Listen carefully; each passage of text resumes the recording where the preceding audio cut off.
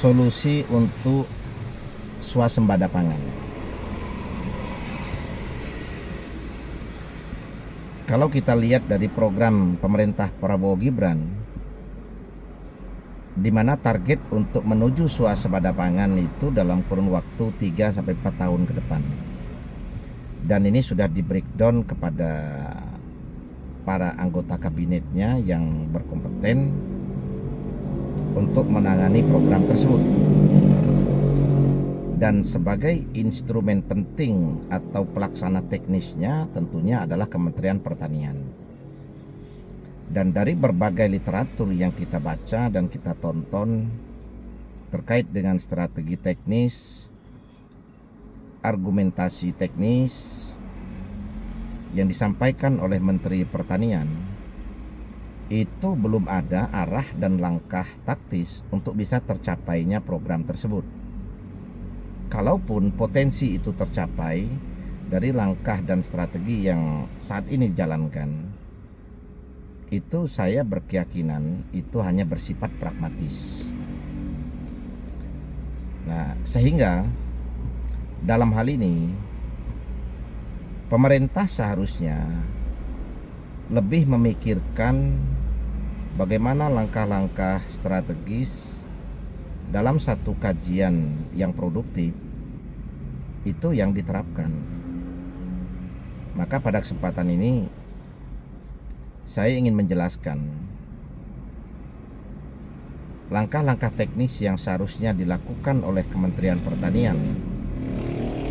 Dan tentunya ide dan gagasan itu juga ada di dalam benak dan pikiran Presiden terpilih, yaitu Bapak Prabowo.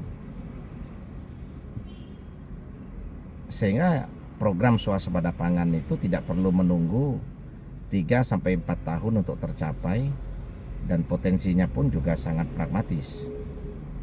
Tetapi harapan kita bagaimana dalam waktu 2 tahun program swasembada pangan itu sudah bisa terwujud,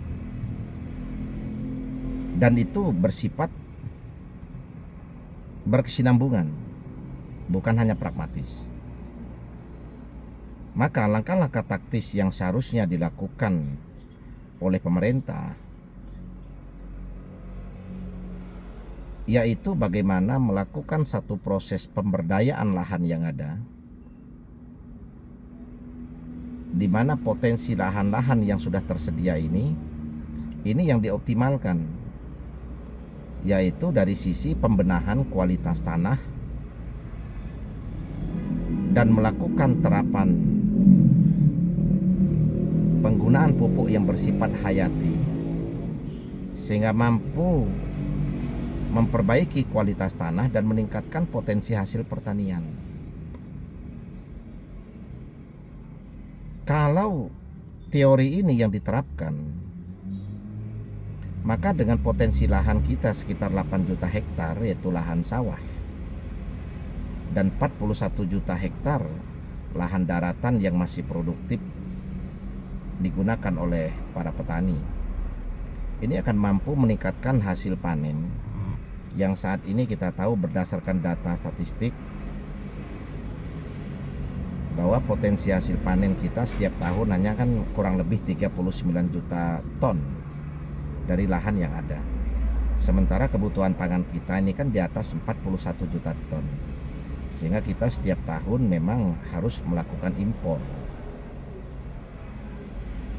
Dengan program intensifikasi yang dilakukan oleh Menteri Pertanian, yaitu dengan hanya melakukan program pompanisasi di Pulau Jawa dan ekstensifikasi di luar Pulau Jawa, yaitu dengan mencetak lahan atau sawah baru. Ini kita kan tahu bahwa potensi biayanya kan sangat besar, dan kalaupun tercapai seperti yang saya sampaikan tadi, yaitu hanya bersifat pragmatis, di mana dalam kurun waktu tertentu ya potensi penurunan hasil panen itu akan terjadi lagi. Sehingga solusi ini bukan solusi yang komprehensif, dan ini tidak berkesinambungan sifatnya.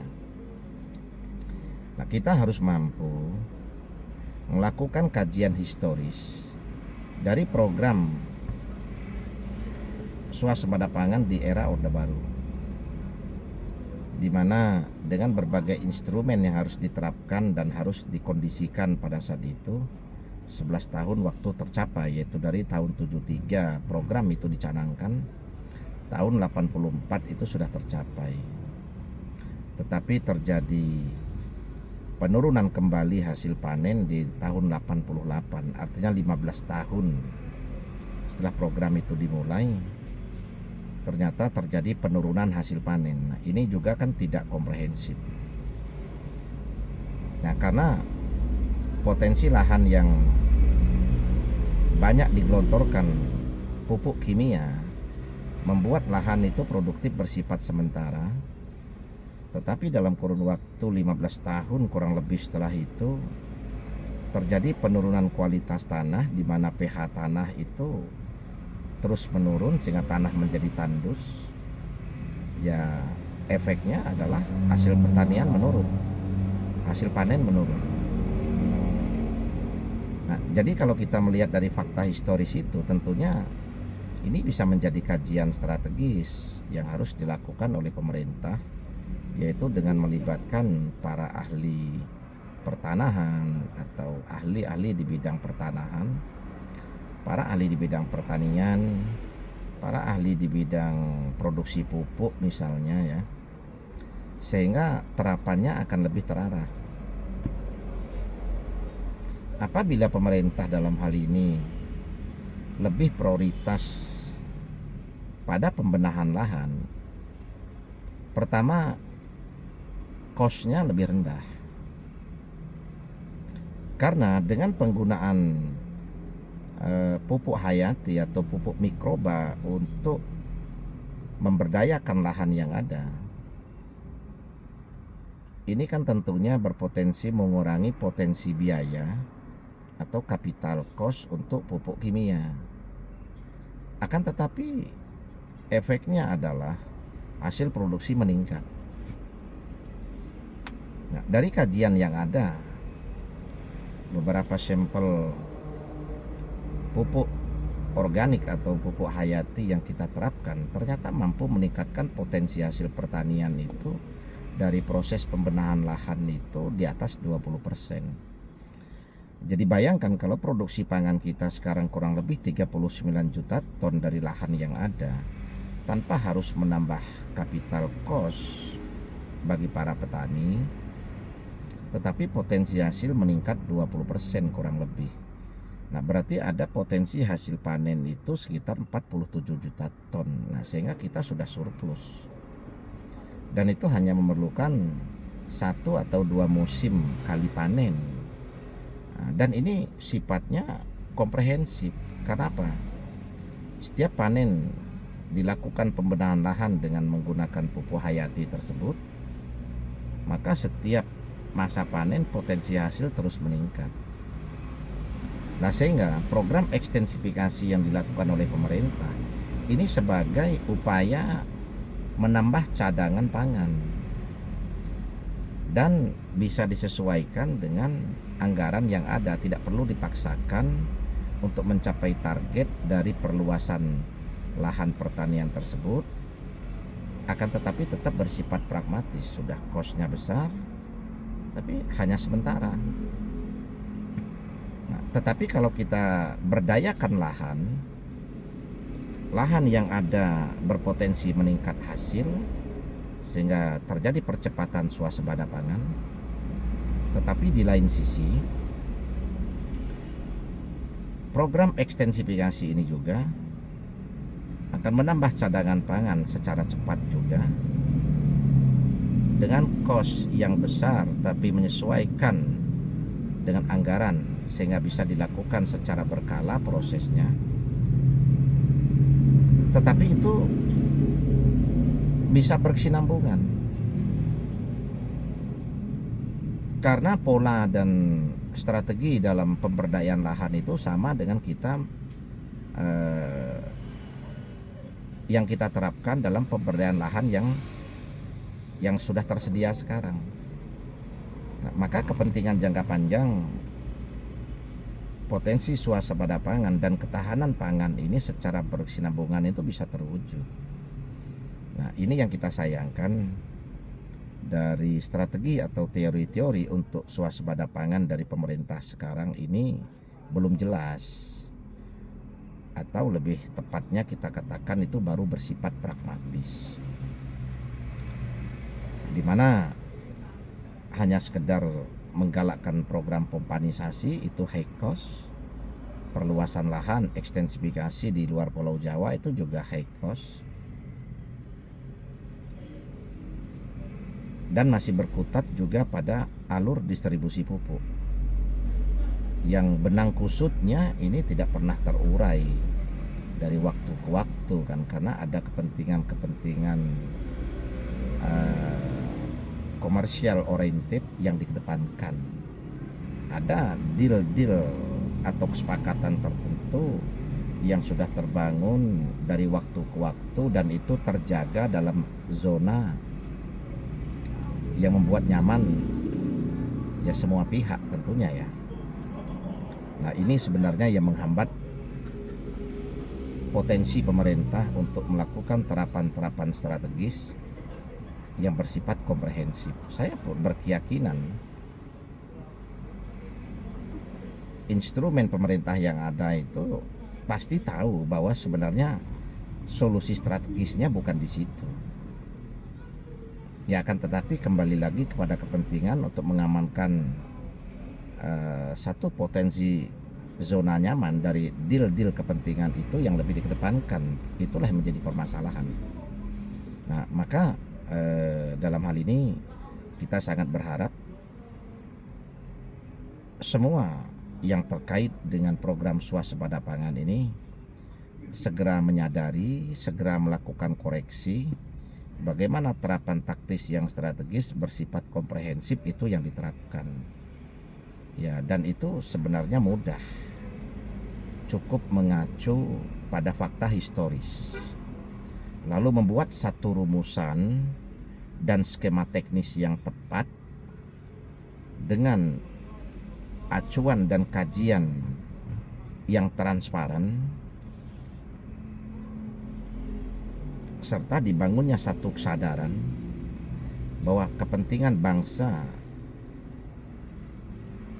untuk jangka panjang ke depan itu yang diutamakan, bukan kepentingan pragmatis untuk mengamankan kepentingan sekelompok orang tertentu saja. Nah, jadi dan semoga Pak Prabowo sebagai presiden ini segera menyadari. Ya, kalau tidak, ya maka potensi swasembada pangan itu sangat mungkin tidak tercapai.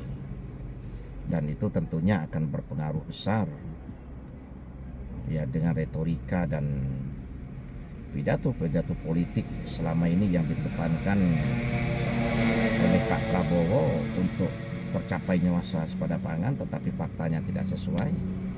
Ya, pengaruh elektoralnya tentunya luar biasa.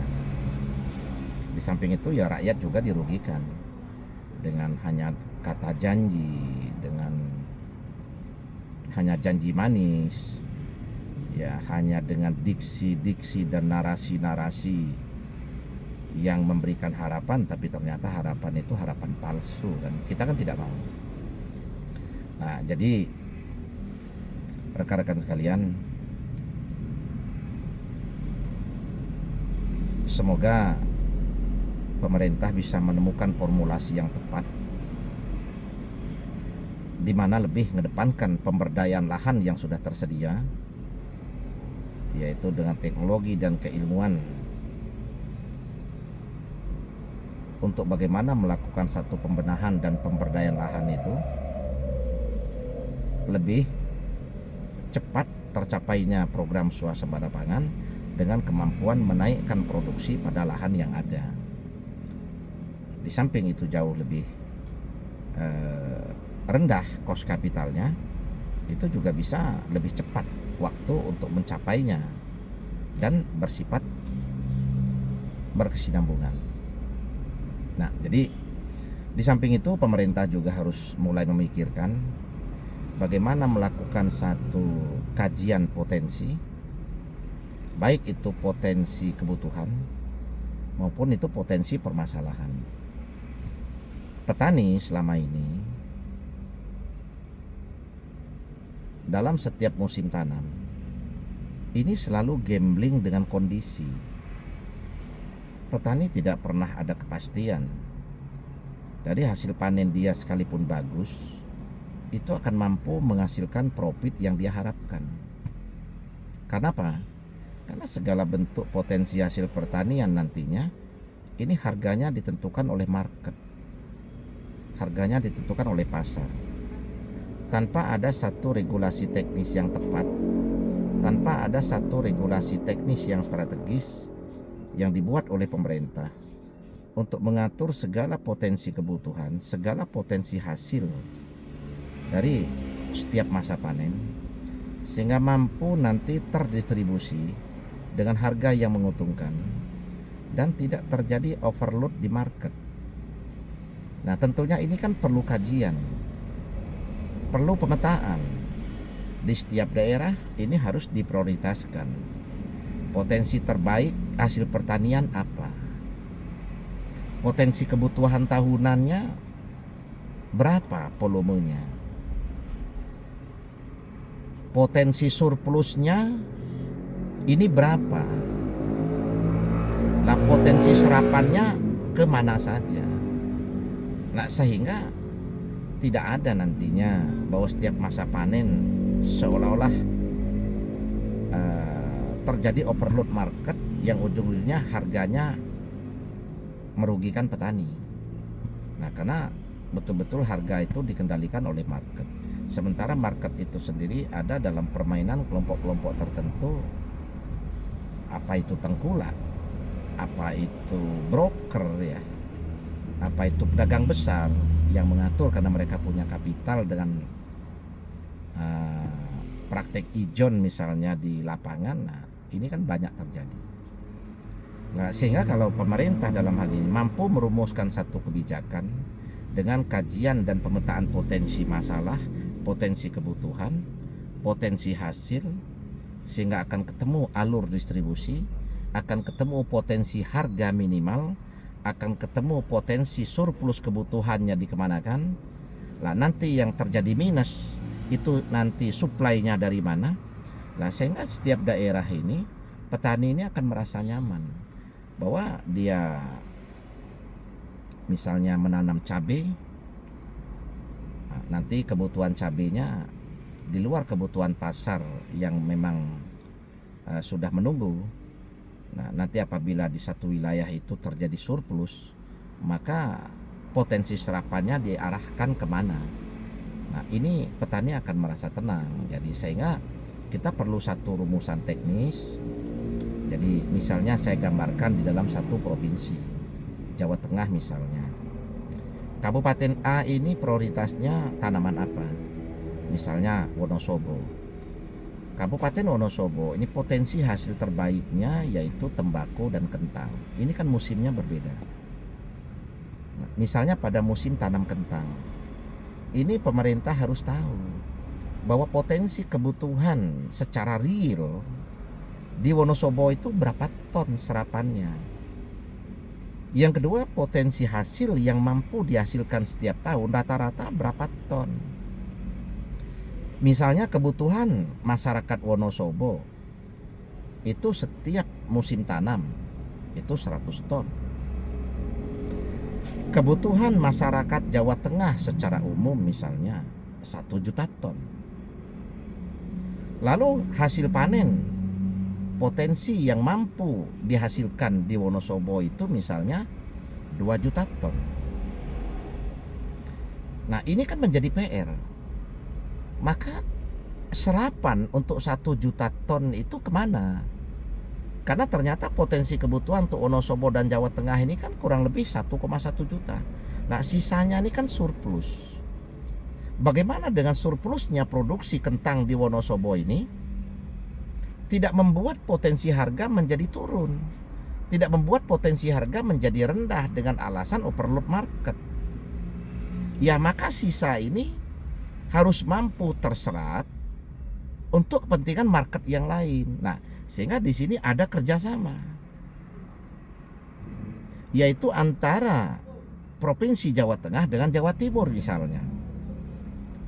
Maka potensi serapan di Jawa Timur berapa ton? Oh, misalnya di Jawa Timur potensi serapannya 1,5 juta ton. Lah ini Wonosobo ini surplus 900. Maka kekurangan potensi kebutuhan di Jawa Timur itu yang kurang lebih 500 ton itu baru dicarikan dari potensi hasil pertanian daerah lain. Nah, maka ini adalah sebuah strategi, sebuah konsep yang komprehensif antar provinsi. Lalu nanti bagaimana terjadi surplus secara nasional? Nah, di sini tugas Menteri Perdagangan. Bagaimana mencari potensi untuk dilakukannya ekspor. Atau tugasnya Menteri Perindustrian bagaimana membangun sebuah industri untuk mengolah potensi hasil kentang yang surplus ini diolah menjadi potensi pangan tertentu yang bisa diekspor dengan harga yang potensial membawa maksimal devisa ke dalam negeri. Nah, jadi solusi-solusi ini perlu dilakukan kajian secara komprehensif. Pemerintah tidak bisa hanya berkutat pada diskusi, pada wacana, masalah distribusi pupuk, masalah intensifikasi, masalah ekstensifikasi, tetapi pemerintah ini tidak pernah berpikir bahwa permasalahan petani itu bukan hanya sekedar hasil panen bagus dan gagal. Tetapi permasalahan petani ini juga adalah menyangkut harga dan potensi harga serta potensi serapan apabila hasil itu surplus. Sehingga membuat petani ini tidak hanya bertani tetapi selalu gambling. Petani tidak ada jaminan kesejahteraan, sementara kalau tidak ada petani kita nggak bisa makan. Nah, jadi ini yang kita sayangkan dari setiap kontestasi pilpres, kontestasi pilgub, pilkada kabupaten dan kota, kita tidak pernah disuguhkan konsep-konsep taktis yang komprehensif tersebut sehingga membuat petani ini ada jaminan untung, membuat petani ini tidak gambling. Ini kan ironis. Negara kita negara agraris. Penduduk kita sebagian besar petani. Persentase terbesar ini mendominasi di luar dari kelompok pedagang, kelompok UMKM, kelompok pekerja. Ini kan tetap lebih banyak petani. Karena kurang lebih 49, sekian persen penduduk yang tinggal di desa ini lebih dari 60% ini sebagai petani. Nah, jadi kelompok petani ini mendominasi di dalam praktek dan tata kelola negara kita. Akan tetapi kelompok yang terbesar ini tidak pernah ada jaminan setiap masa panen itu dia mendapatkan keuntungan. Nah, inilah yang membuat akhirnya banyak petani yang hanya sekedar melakukan program pertanian sambil lalu sambilan. Dia tidak berpikir tentang edukasi dan pemberdayaan untuk meningkatkan hasil panennya. Kenapa? Karena dia sibuk dengan pengolahan lahan. Lalu dia juga harus sibuk dengan mencari kerjaan sambilan untuk kebutuhannya, karena dia yakin atau dia tidak meyakini bahwa masa panennya nanti dia akan menikmati keuntungan sekian. Nah, ini solusi-solusi semacam ini yang harus dibuat dan dirumuskan oleh pemerintah, khususnya di kementerian yang berkompeten. Jadi jangan hanya berkutat pada hasil panen, berkutat pada perluasan lahan, berkutat pada distribusi pupuk ya, tapi tidak pernah berpikir bagaimana membuat satu skema dan merumuskan satu strategi supaya petani itu bisa dijamin menikmati keuntungan dari hasil panen, dari hasil pengolahan dari pertanian yang dia lakukan. Nah, jadi rekan-rekan sekalian, Nah, ini PR besar untuk pemerintah kita. Nah, terus selanjutnya adalah kita tahu bahwa kebijakan-kebijakan yang ada saat ini kan selalu bagaimana mengedepankan kepentingan kelompok-kelompok tertentu yang bersifat pragmatis dan kapitalis. Nah, ini yang pemerintah harus sadari, dan pemerintah juga harus ketat dalam praktek pengawasan dan penegakan hukum ya, supaya pengalokasian untuk kebutuhan dana pertanian ini tidak banyak terjadi kebocoran, tidak banyak terjadi praktek nepotisme untuk mengamankan kepentingan kelompok tertentu.